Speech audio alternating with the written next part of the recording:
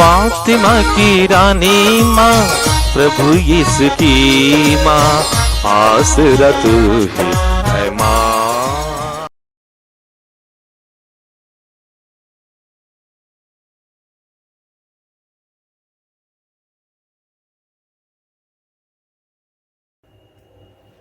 पहला पाठ कुरिन्थियों के नाम संत पौलुस का दूसरा पत्र, अध्याय 9, पद संख्याएं 6 से 11 तक। जो कम बोता है वह कम लूनता है, और जो अधिक बोता है वह अधिक लूनता है। हर एक ने अपने मन में जितना निश्चित किया है उतना ही दे दे। वह अनिच्छा से अथवा लाचारी से ऐसा ना करे, क्योंकि ईश्वर खुशी से देने वाले को प्यार करता है। ईश्वर आप लोगों को प्रचुर मात्रा में हर प्रकार का वरदान देने में समर्थ है,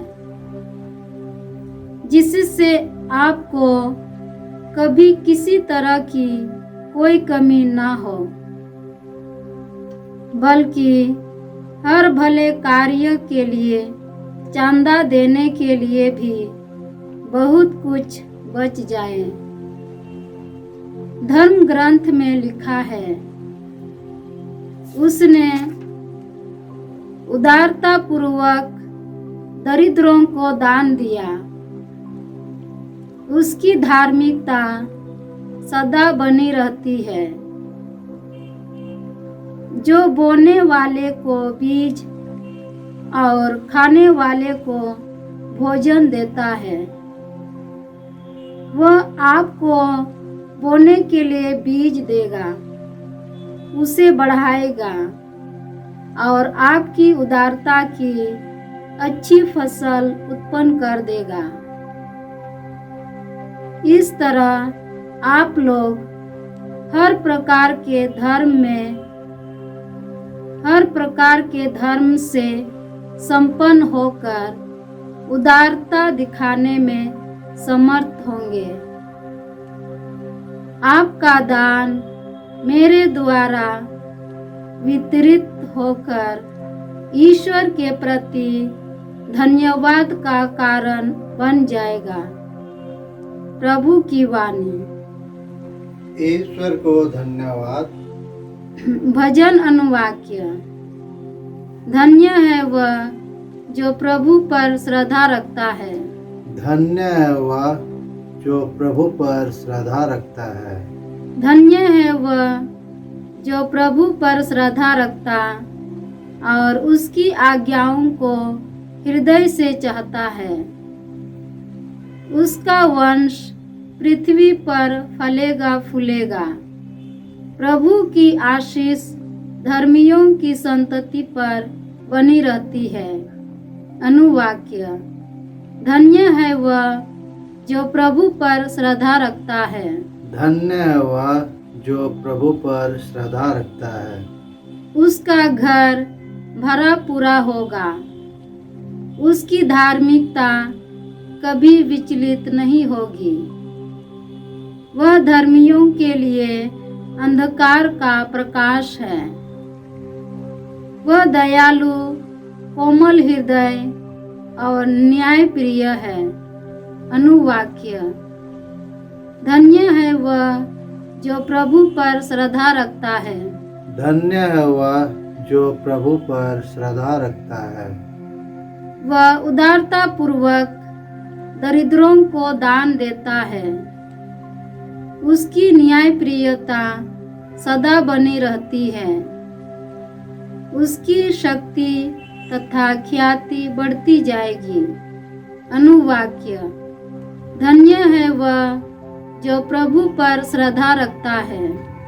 धन्य है वह जो प्रभु पर श्रद्धा रखता है। जय घोष। हालेलुया। प्रभु कहते हैं, यदि कोई मुझे प्यार करेगा तो वह मेरी शिक्षा पर चलेगा। मेरा पिता उसे प्यार करेगा और हम उसके पास आकर उसमें निवास करेंगे। हालेलुया।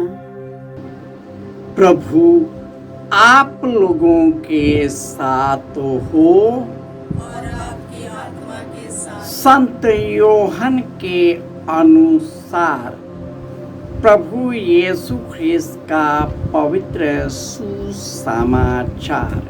हे प्रभु तेरी महिमा हो। अध्याय 12 पद संख्याएं 24 से 26। मैं तुम लोगों से यह कहता हूं, जब तक गेहूं का दाना मिट्टी में गिरकर नहीं मर जाता, तब तक वह अकेला ही रहता है। परंतु यदि वह मर जाता है तो बहुत फल देता है। जो अपने जीवन को प्यार करता है वह उसका सर्वनाश करता है। जो इस संसार में अपने जीवन से बैर करता है वह उसे अनंत जीवन के लिए सुरक्षित रखता है।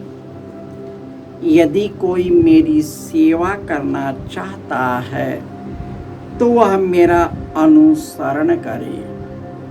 जहाँ मैं हूँ वही मेरा सेवक भी होगा।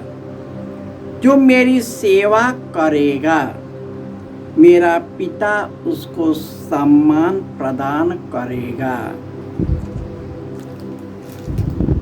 यह प्रभु का सुसमाचार है। हे क्रिस्त तेरी स्तुति हो। ख्रिस्त में प्यारे भाइयों और बहनों, आज माता कलीसिया संत लॉरेंस डिकन का पर्व मनाती है। इनका जन्म 3रे शताब्दी के मध्यकाल में हुआ था। उस समय कलीसिया पर बहुत अत्याचार चल रहा था और राजा ने राजाज्ञा निकाली कि सभी ख्रिस्तीय विश्वासियों को मार डाला जाए। और इसी से उन्होंने उस समय के पोप को तलवार के घाट उतारा और उसी पोप ने संत लॉरेंस को चर्च के सभी सामग्रियों का उत्तराधिकारी बनाया था। लॉरेंस बहुत ही उदार, धर्मी और बहुत ही विश्वासी व्यक्ति था। वह बहुत हंसमुख व्यक्ति था, मजाकिया वाला व्यक्ति था। वह रोने वाले को भी वह हंसा देता था और उनकी उदारता इतना थी कि वह अपने जीवन को भी यीशु के लिए गंवा दिया। प्रभु यीशु अपने जीवन काल में अपने शिष्यों को अपने मृत्यु की भविष्यवाणी किया था कि मानव पुत्र को बहुत दुख उठाना होगा। शास्त्रियों और फरीसियों और शासकों के द्वारा मार दिया जाना होगा, लेकिन तीसरे दिन जी उठना होगा। उसी समय से लेकर और अभी के समय तक यीशु के नाम पर कलीसिया लोगों पर अत्याचार होता आ रहा है और आज भी हमारे देश के कई गांवों, शहरों, महाशहरों में यह विभीषिका आग की तरह फैल रहा है। मणिपुर, छत्तीसगढ़, मध्य प्रदेश, राजस्थान और उड़ीसा के कई इलाके और कई सुदूर इलाकों में गुप्त रूप से यह सिलसिला चलता आ रहा है। यह खबर किसी को दिया नहीं जाता, फिर भी ये जो कुकर्म करते हैं वह प्रकाशित तो हो ही जाता है। और आज के सुसमाचार में जब तक गेहूं का दाना मिट्टी में मिलकर मर नहीं जाता वह अकेला रहता है, लेकिन जब वह मर जाता है तो बहुत फल उत्पन्न करता है।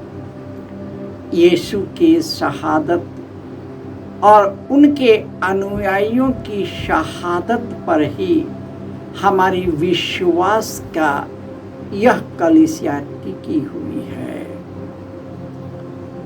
कितना अत्याचार हुआ, कितना शोषण हुआ, कितना खून खराबा हुआ, लेकिन कलीसिया जस का तस बना रहा।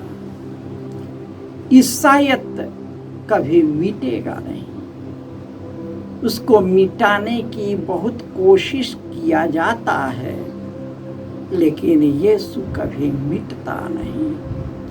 वह अब और अनंत काल तक जीवित है। हमारे जीवन में वे जीवित रहते हैं। यदि उनके दुख के साथ मर भी जाए तो उनके साथ हम जीवन भी प्राप्त करेंगे। हमारा यह शरीर उनके महिमामय शरीर के अनुरूप बनेगा और वह शरीर कभी नहीं मरेगा। यह जीवन क्षणभंगुर है।